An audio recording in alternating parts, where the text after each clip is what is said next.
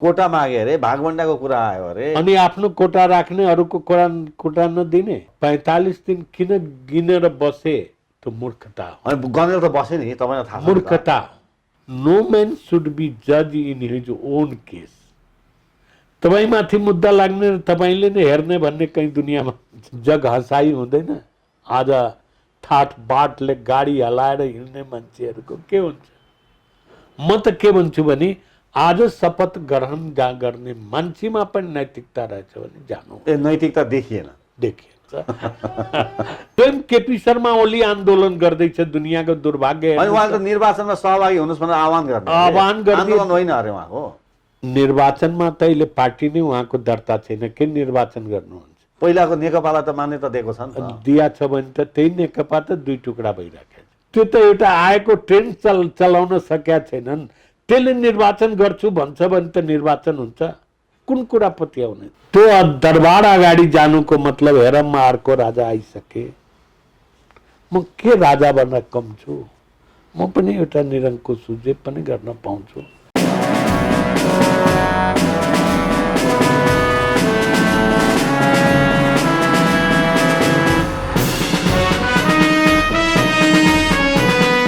नमस्कार, हेडलाइन विशेषमा तपाईलाई हार्दिक स्वागत छ।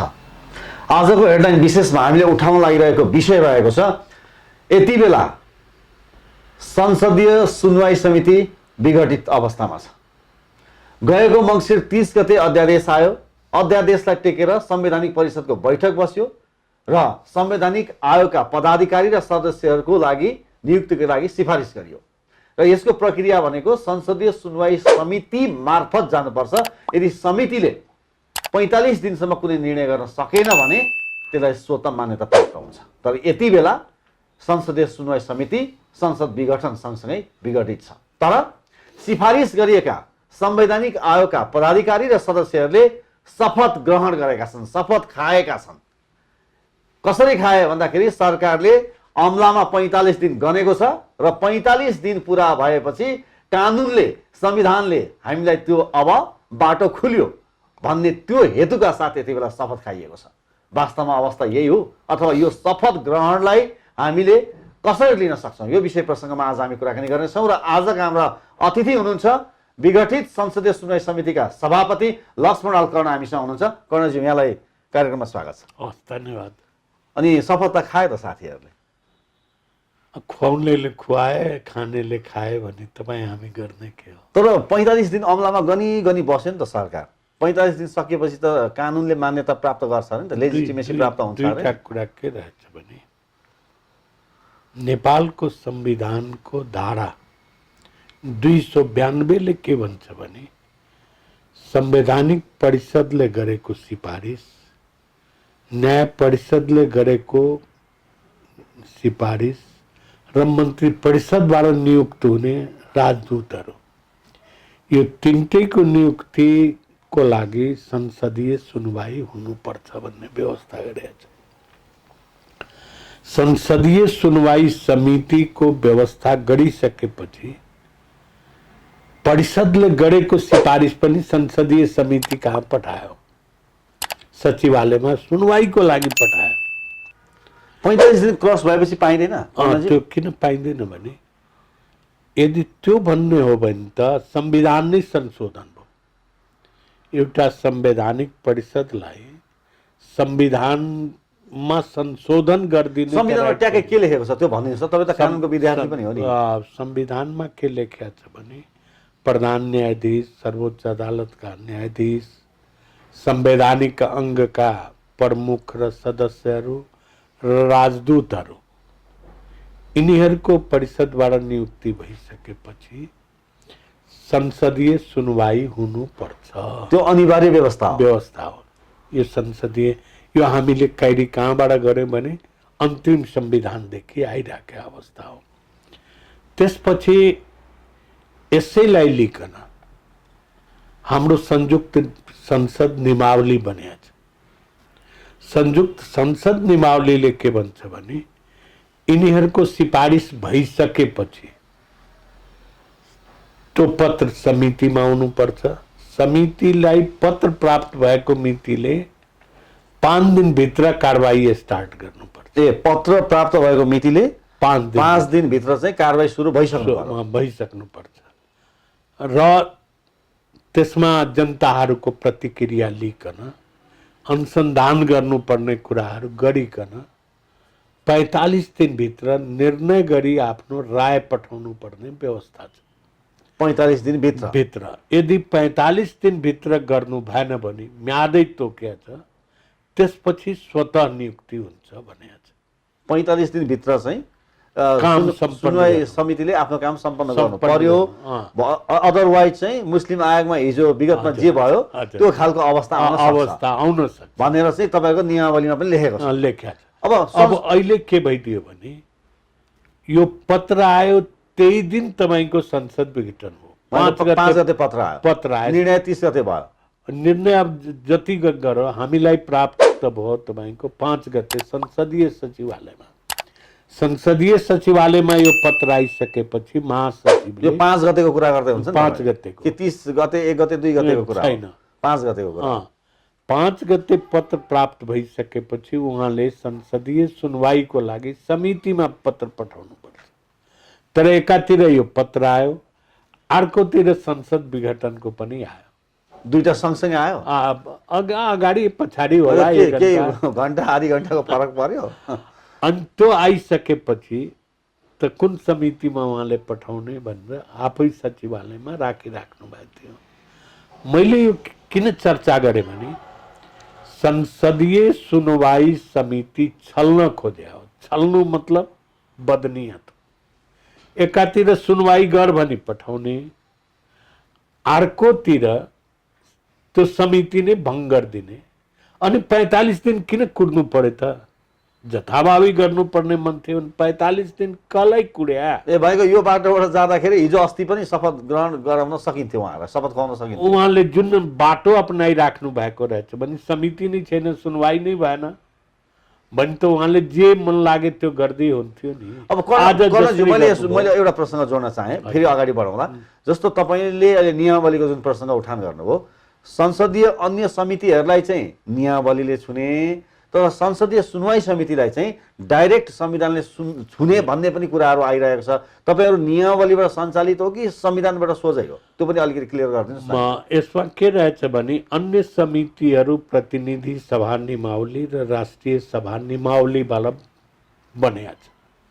यो संविधानमै व्यवस्था हो। जुन धारा मैले 292 भने संसदीय समिति हुन्छ, यसमा 15 जना मेम्बर हुन्छ, 3 जना राष्ट्रिय सभाबाट हुन्छ, 12 जना प्रतिनिधि सभाबाट हुन्छ। यो सम्पूर्ण व्यवस्था गरिदिया छ। अझ के भनिया छ भने यो समितिमा बसेको व्यक्तिहरूले सर्वोच्च अदालतमा बहस गर्न पाइँदैन। यो समितिमा बसेका व्यक्तिहरूले सर्वोच्चमा बहस गर्न पाइँदैन, त्यो पनि लेखेको छ। त्यो पनि लेखेको छ। अब त्यो लेखेको कारणले किन लेखे होला भने आफैले सर्वोच्च अदालतको म्यान्डेट दिने प्रधान न्यायाधीश र न्यायाधीशहरूको फेरि त्यो इजलासमा आफै बहस गर्न जाँदाखेरि त स्वार्थ बाजिन्छ। त्यो कारणबाट संविधानले नै लेखिदिएको छ। अब नियमावलीको कुरा गरिराख्नु भएको छ भने त्यसका केही कार्यविधिहरू, 2टा कार्यविधि छ। एउटा संयुक्त संसदको नियमावलीमा केही कुरा छ 25-26 मा। त्यो के रहेछ भने सुनवाई गर्दाखेरि यसको अस्वीकृति पनि अन्य सबै समितिहरूको बहुमतबाट निर्णय हुन्छ। यसमा तपाईको 2/3बाट अस्वीकृत गरे भने मात्रै त्यो हुँदैन। 2/3 नै, 2/3 अस्वीकृत गर्नलाई। स्वीकृतिको फेरि कुनै कुरै छैन। अस्वीकृत गर्न 2/3 चाहियो भन्ने व्यवस्था गरेको छ। दोस्रो व्यवस्था के रहेछ भने नियमावलीले के भन्छ भने आफ्नो काम सञ्चालनको लागि समितिले पनि कार्यविधि बनाउन सक्छ। जुन मैले तपाईलाई अहिले भने नि 5 दिनभित्रमा बैठक बसाल्नु पर्ने, कार्य सुचारू गर्नुपर्ने, 10 दिनको म्याद दिएर उजुरी आह्वान गर्नुपर्ने, यो यथावत कुराहरू फेरि उजुरकर्तालाई पनि बुझ्ने, सम्बन्धित जो व्यक्ति नियुक्त भएको रहेछ उसको सुनवाई गर्ने अनि त्यसपछि डिसिजनमा जान्छ। यो सारा व्यवस्था गरिराख्दाखेरि त संसदीय सुनवाई मैले भन्न खोजे अनिवार्य रहेछ।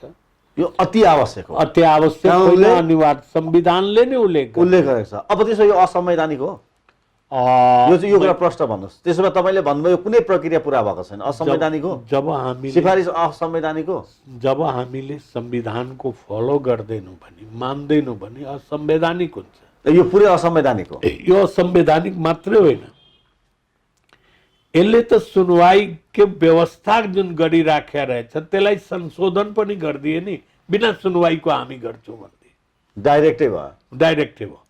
बिना सुनवाईको हामी गर्छौँ भन्दाखेरि त संविधान संशोधन भएन, संविधानलाई नेग्लेक्ट गरिएन। त्यसकारणले यो सम्पूर्ण रूपबाट संविधान विपरीत भनेपछि यो असंवैधानिक कदम हो। अब यो बताइदिनुहोस्, कुनै पनि कुरामा जब संविधान या कानुन मिचिन्छ जाने ठाउँ भनेको कहाँ हो? अदालत हो होइन? अब अहिले रिट पनि परेको छ, तर संवैधानिक परिषदको यही सिफारिस गर्ने बैठकमा स्वयं प्रधान न्यायाधीश हुनुहुन्छ।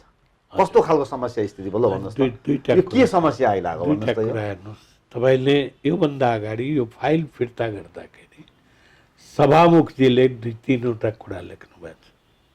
तर राष्ट्र सभाको अध्यक्षले विरोध गर्नुभयो, उहाँको विरोध होला, तर उहाँले लेख्नु भएको छ। त्यो कुराको फेरि सफाई दिनुभएको छैन। उहाँले के लेख्नु भएको छ भने यो जुन अध्यादेशबाट जुन नियुक्ति भयो, अध्यादेशलाई फलो गरिकन त्यो अध्यादेशको उपर स्वयं सर्वोच्च अदालतमा मुद्दा पढिराखेको छ या सर्वोच्च अदालतको विचाराधीन छ भन्दाखेरि त जुन बाटोबाट नियुक्ति भयो, अझ त्यो अध्यादेश हेर्ने हो भने संविधानले कल्पना के गरे भने राज्यको 3वटा अङ्ग हुन्छ, कार्यपालिका, व्यवस्थापिका, न्यायपालिका। यो 3टै तहका व्यक्ति संवैधानिक परिषदमा हुन्छ। जब तपाईँले बहुमतबाट यसको गरिदिनु भयो भने त छुट्टिने भयो अरू। संविधानले भन्छ 3टै अङ्गको प्रतिनिधि त्यहाँ रहनुपर्छ। तपाईँले कोरम बहुमतको बनाइदिनु भने त अरूलाई नबोलाए पनि भयो, नगए पनि भयो। नियुक्ति गर्न समस्या हो भन्ने तर्क छ नि त प्रधानमन्त्री। होइन, नियुक्ति गर्ने समस्या भयो भने किन समस्या? कोटा मागे अरे, भागभण्डाको कुरा आयो अरे, अनि आफ्नो कोटा राख्ने, अरूको कोटा नदिने। कार्यकारी प्रधानमन्त्रीलाई त्यो राइट चाहिँ हुँदैन रहेछ, हुँदैन। आफूले कहाँ कहाँ राख्ने, आफ्ना मन परेका मान्छेहरू राख्नलाई। परिषद हो, त्यसको एउटा फलो गर्नुपर्छ। हामीले उहाँको मान्छे नियुक्त गर्ने होइन, उहाँको मन परेको व्यक्ति नियुक्त गर्ने होइन, उहाँले चाहेको व्यक्ति नियुक्त गर्ने होइन। हामीले त्यसको पनि एउटा मापदण्ड तयार गर्नुपर्छ। यो देशका नागरिक, उहाँको मान्छे पनि पर्ला, अन्यको मान्छे पनि पर्ला, नपनि पर्ला, त्यस्ता सक्षम व्यक्तिहरूलाई अझ न्याय परिषद ऐन पनि छ।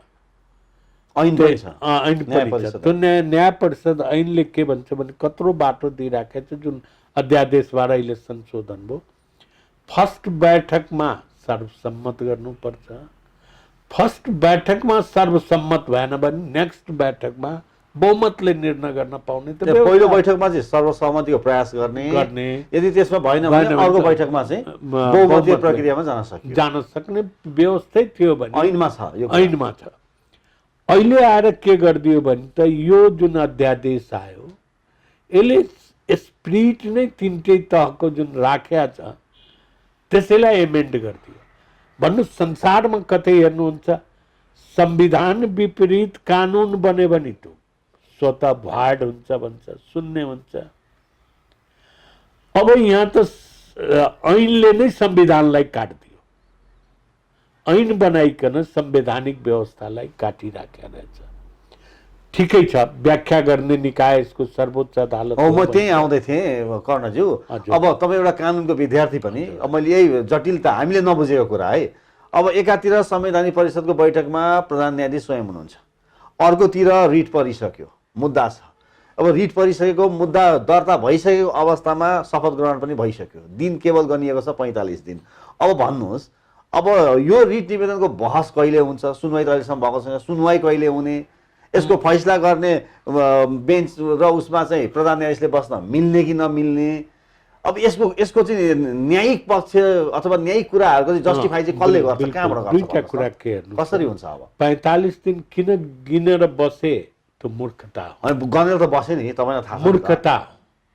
यदि गर्ने नै हो भने त सुनवाई समिति छैन भने त त्यही दिन गरिदिए पनि त हुन्थ्यो नि, गर्नै छ। भनेको त्यो दिन गर्नु र 45 दिन पछि गर्नुको केही भिन्नता छैन। 45 दिन गिन्नु भन्ने कुरा नै गलत हो, किनभने जुन सुनवाई समितिमा फाइल गएकै छैन, पत्र गएकै छैन, त्यसलाई किन कुर्ने? त्यो पत्र कहाँ छ त? सचिवालयमा छैन? सचिवालयमा अहिले त पठाइदिनु भयो नि सम्पूर्ण फिर्ता। अहिले केही पनि छैन।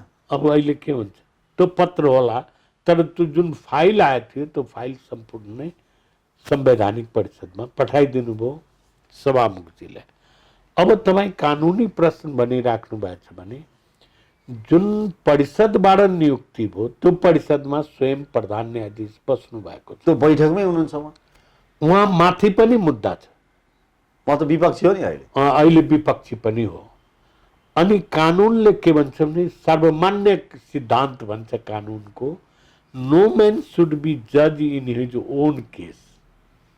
तपाईँमाथि मुद्दा लाग्ने र तपाईँले नै हेर्ने भन्ने कहीँ दुनियाँमा हुन्छ। त्यो त स्थिति त त्यो देखिन लाग्यो नि।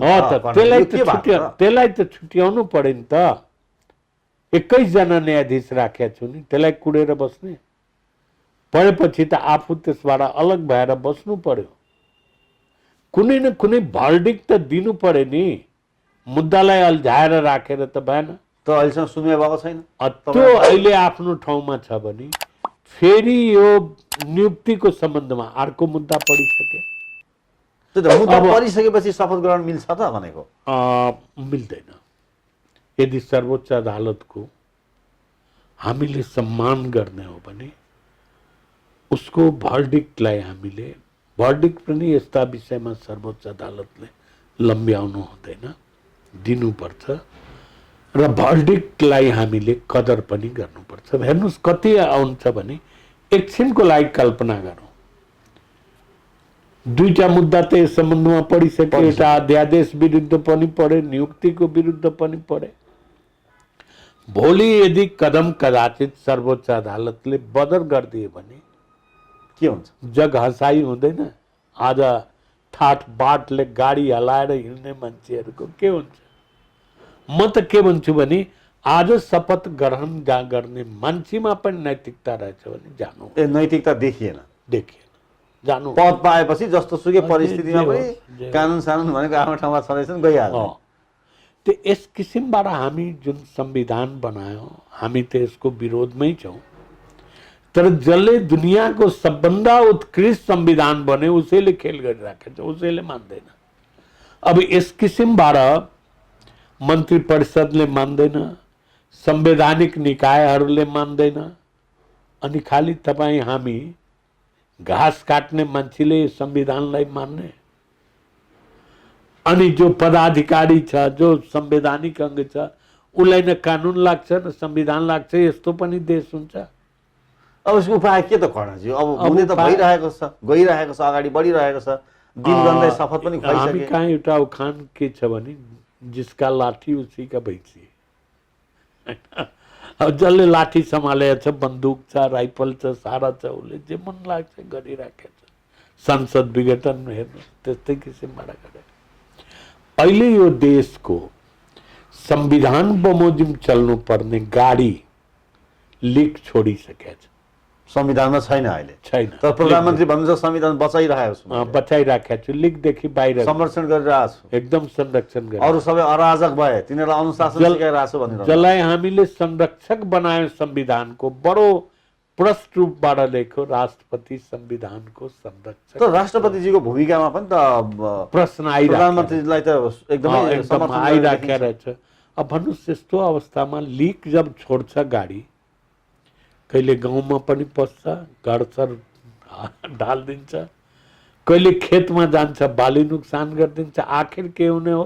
क्षति। त्यो गाडी क्षति मात्र होइन, त्यो गाडी आफै एक्सिडेन्टमा पर्छ। आज देशको अवस्था ठुलो एउटा एक्सिडेन्टमा पर्ने देखिरहेको, दुर्घटनामा जाने सम्भावना छ। किनभने यसको मुख्य जिम्मेवार नै प्रधानमन्त्री ओली नै हो। जवाफदेही हुनुपर्छ अथवा जिम्मेवारी उहाँले लिनुपर्छ, उहाँ नै जिम्मेवार मन्त्री हो। परिषदको जिम्मेवार व्यक्ति उहाँ हो भने त जिम्मेवारी उहाँले लिनै पर्छ, प्रधानमन्त्री ओलीले नै जिम्मेवारी लिनुपर्छ लिनुपर्छ। यदि दुर्घटनामा देश गयो भने। यदि गयो भने गइसक्यो, गइसक्यो, सुरु रोजै भइसक्यो। जुन धेरै राख्नुभएको छ। अब देशमा के छ, हिजो मलाई फोन गरे 2-4 जना उद्योगपतिहरूले, के गर्नुभयो होला, अब कसरी हामी त एउटा करोनाबाट मरिराखेका थियौँ, अब अलिअलि इन्डस्ट्रिजहरू व्यापारहरू सुरु गरे भने अब रोजै तपाईँको चक्का जाम पनि होला, रोजै जुलुस छ, नारा जसपाले छ। पनि निकाल्छ त अब अँ? सडकमा कडा सङ्घर्ष गर्छ जसपाले। जसपाले त सङ्घर्षमै छ अहिले फेरि। होइन कडा खालको भएन नि त, सङ्घर्ष भयो तर त्यसको इफेक्ट देखिएको छैन। होइन, के हुन्छ भने कडा भन्दाखेरि जनतालाई हामीले सडकमा ल्याइराखेका छौँ। तपाईँले अहिले भन्नुभयो देश दुर्घटनामा गयो, लिक छोडिसक्यो, अब कहाँ घर भत्काइदिन्छ कि बाली नोक्सान गर्छ कि, अब दुर्घटनामा जाने अवस्थामा त कडा प्रतिकार गर्नु पर्यो। कडा प्रतिकार नै हो हाम्रो एक्सन पछिको रियाक्सन भने अब जस्तै। त्यो के हो भने हामी एउटा शान्तिपूर्ण आन्दोलन मान्ने मान्छे हो। तपाईँले कडा धेरै भन्नुभयो भने त बन्दुकै उठाउनु पर्ने अवस्था आउँछ। त्यो कडामा हामी छैनौँ। भनेको आन्दोलन चाहिँ हुन्छ, सडक आन्दोलन प्रदर्शन चलिराख्यो। केपी शर्मा ओलीले चालेको कदमको विरुद्धमा तपाईँहरू सडकमै हुनुहुन्छ। स्वयं केपी शर्मा ओली आन्दोलन गर्दैछ, दुनियाँको दुर्भाग्य। अनि उहाँले त निर्वाचनमा सहभागी हुनुहोस् भनेर आह्वान गर्ने, आह्वान गर्ने। आन्दोलन होइन अरे उहाँको। उहाँ सहभागी हुनलाई त तपाईँहरू जस्ता मान्छेलाई बोलाएर 4 ठाउँमा प्रेस कन्फरेन्स गरिदिए त पुग्दैन। अझ बोकेर प्लेनबाट तपाईँहरूलाई लगेर विराटनगर त्यतिले पुग्छ, कसले सुन्दैन। तर एकातिर आन्दोलन बाटो मोटिभेसन गर्ने अरे नि त प्रधानमन्त्रीज्यूले जनताहरूलाई निर्वाचनको लागि। मैले त दुईटा कुरा के भन्छु भने, निर्वाचनमा त अहिले पार्टी नै उहाँको दर्ता छैन, के निर्वाचन गर्नुहुन्छ? पहिलाको नेकपालाई त मान्यता दिएको छ नि त। दिया छ भने त त्यही नेकपा त 2 टुक्रा भइराखेको छ। त्यो मान्यता प्राप्त नै 2 टुक्रा छ। हिजो अधिकारिताको विवाद पनि निर्वाचन आयोगमा पुगिसक्यो। दोस्रो कुरा हेर्नुहोस् त, यो देशमा प्रधानमन्त्री केपीजी ओलीले मैले सुन्दा सबैको घर घरमा म ग्यास पाइप लगाइदिन्छु भने होइन, हाम्रो नदीहरूमा नेपाली झन्डा सहितको जहाज चलाउनु। कार्यालय त खोलिसक्नु भयो, पानी जहाजको कार्यालय त खोलिसक्नु भयो नि त, रेलको कार्यालय त खोलिसक्नु। त्यस्तै काम उहाँ नारायणीमा गर्दै हुनुहुन्छ 23 गतेको कार्यालय। त्यस्तै हो। अब जुन प्रधान न्यायाधीशले उत्तरबाट ट्रेन लाए, दक्षिणबाट ट्रेन लाए, त्यो त एउटा आएको ट्रेन चलाउन सकेका छैनन्। त्यसले निर्वाचन गर्छु भन्छ भने त निर्वाचन हुन्छ? कुन कुरा पत्याउने त? यस्तै परिस्थिति बिग्रिँदै गयो। अब मैले तपाईँलाई 2टा प्रसङ्ग सोधेँ अहिले वर्तमान अवस्थाको। अस्ति भर्खरै मात्र नेपाली सेनाले बख्तरबन्द गाडीहरूलाई मार्चपास गरायो, कुदायो। तपाईँलाई त्यो राम्रैसँग थाहा छ, समाचारमा आइसक्यो। र केपी शर्मा ओलीले नारायण हिटीकै सङ्ग्रहालयको गेट अगाडि मञ्च राख्नको लागि इच्छा व्यक्त गर्नुभयो र त्यहाँ मञ्च बन्दैछ। यो कुराहरू कहाँ कता के मिलिरहेको छ कि संजोग हो कि तपाईँको बुझाइ के छ कर्णजी? कुनै एक्सन हुन्छ भने त्यो एक्सन पछाडि केही न केही इन्टेन्सन हुन्छ। बिना इन्टेन्सन त एक्सन हुँदैन। त्यसकारणले बख्तरबन्द गाडी घुम्नु त जनरल प्र्याक्टिस पनि हो। सेनाबाट मैले सेनाको प्रवक्ताले त भन्नुभयो यो हाम्रो दैनिक हो। त्यो रोडमा घुम्दैमा अहिले म कल्पना गर्दिनँ कि बर्माको अवस्था, म्यानमारको अवस्था नेपालमा आउला भने त्यो सम्भव मैले देखेको छैन। किनभने नेपालका सेना प्रोफेसनल सेना हो र नेपालको इतिहासमा कु भएको सेनाबाट आजसम्म उदाहरण छैन। दोस्रो कुरा, नारायण हिटीमा हामीले एउटा कुरा के भनेको छौँ, त्यही ठाउँ किन उहाँलाई मन पर्यो केपी शर्मा ओलीलाई? ओलीजी निरङ्कुश भइराख्नु भएको छ। निरङ्कुशताको प्रतीक के त दरबार नै हो। त्यसकारण निरङ्कुशतालाई समाप्त गर्यो। त्यो दरबार अगाडि जानुको मतलब हेर म अर्को राजा आइसके, म के राजा बन्न कम छु, म पनि एउटा निरङ्कुश छु, जे पनि गर्न पाउँछु भन्ने नै नियत होला, अरू केही पनि होइन। अरू ठाउँ पनि थियो, अरू स्थान पनि थियो, त्यही किन रोजियो भन्ने अहिले प्रश्न आयो। कसैले त्यही हिन्दू राज्य घोषणा गर्नु छ कि भन्ने पनि कुरा आएको त्यो छ। कुरा मान्दिनँ। अब त्यो गर्छन् भने त एकातिर उहाँले नै बनाएको हडबडमा यो संविधान धर्मनिरपेक्ष राखे कि हामीले लेख्यौँ? उहाँले आफै लेखे, आफै आज हिन्दू धर्म घोषणा गर्ने हो भने त कहाँ रहेछ मान्छेलाई के भन्ने त होइन? संशोधन गरिदिनु पर्यो। तपाईँलाई हिन्दू धर्म चाहियो भने त संशोधन गर्नुहोस्, त्यसको पक्ष विपक्षमा जनमत तयार गर्नुहोस्।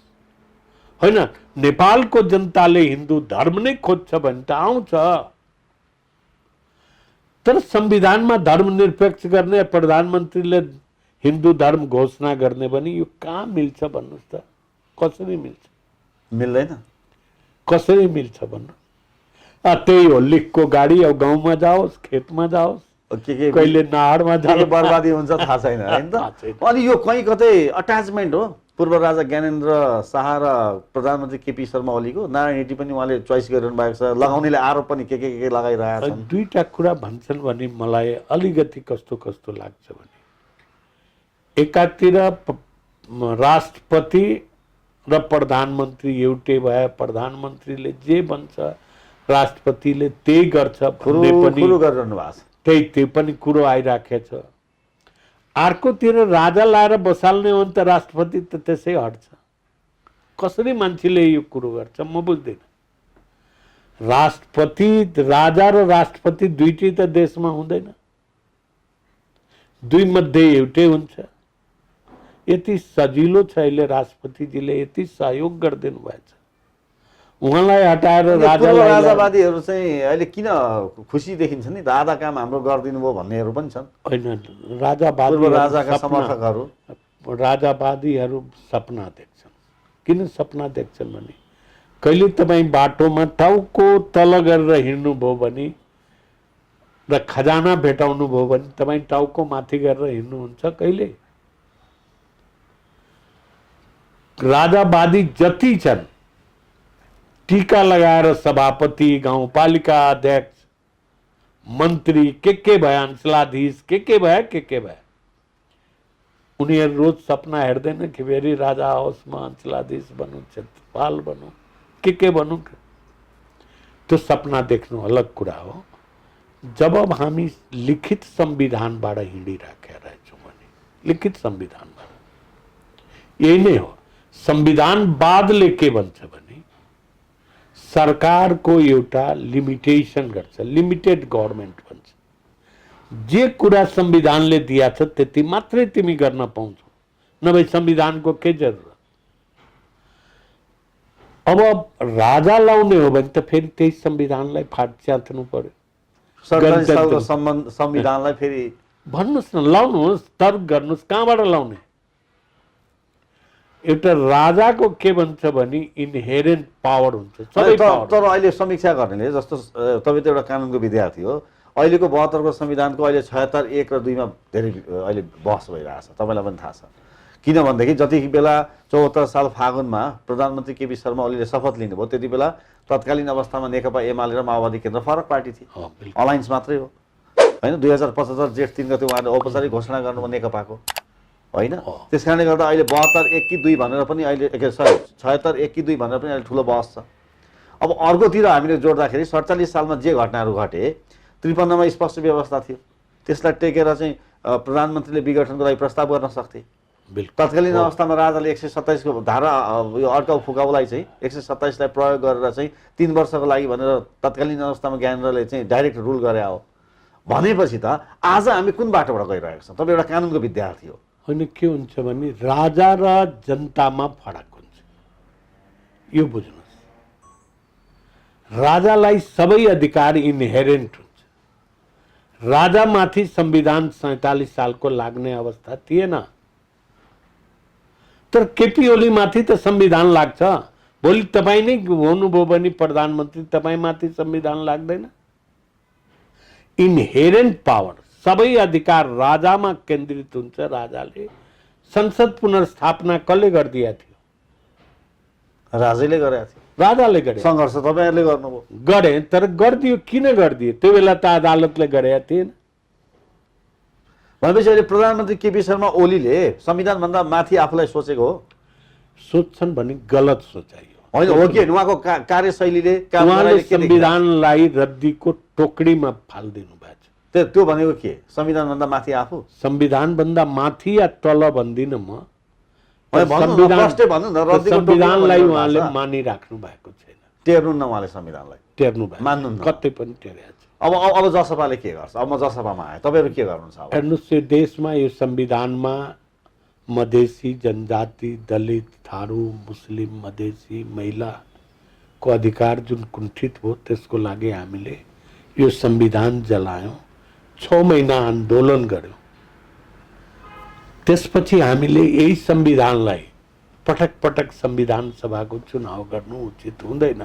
ठुलो खर्च लाग्छ गरिब देश हो यही संविधानमा हामीले संसद मार्फत नै आन्दोलन गरिकन यसमा एमेन्डमेन्ट गरेर अगाडि बढौँ भन्ने आएको हो त अमेन्डमेन्ट पनि भएको छैन एमेन्डमेन्ट आएको छैन एमेन्डमेन्ट आएन भने अहिले पनि संसदमा हामीले एमेन्डमेन्टको त्यत्रो कुरा उठायौँ स्वयं प्रधानमन्त्रीलाई बोलायौँ यो बाइबल कुरान होइन यसमा संशोधन हुन्छ तर आवश्यकता र औचित्यको आधारमा गर्छु भन्नुभयो ओली अब आवश्यकता जनताको आवश्यकता हो कि ओलीको आवश्यकता हो त्यहाँबाट के देख्यो भने संशोधन गर्न तयार तर आवश्यकता र औचित्य ओलीजीको चाहिए त्यही त अब जनताको। जसपाको अबको रणनीति के हो?